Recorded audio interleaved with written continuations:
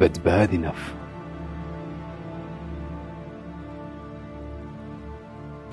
run ahaantii marka ay dhacdo qof aad qaraaba tihiin qof u baahan gargaar oo neeftu ku dhigto oo COVID-19 uu ataago oo uu geliyo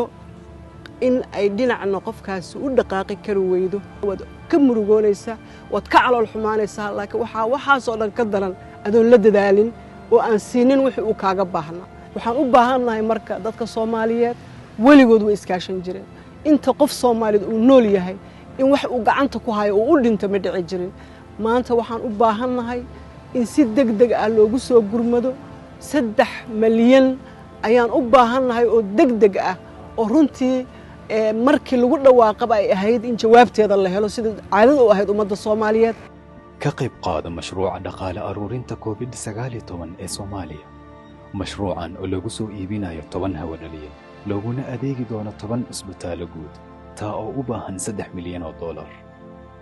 haddaba kaga qayb qaada tabarucaadda mashruucan nambarada kala ah eber 6 42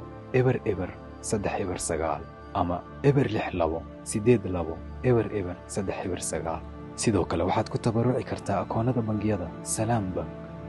Premier Bank, Dahabshiil Bank, Amal Bank iyo IBS Bank ee badbaadi naf fadlan nagala soo xiriir nambarada gaaban ee kala ah Hormuud 4499 ama Somtel 448 badbaadi naf.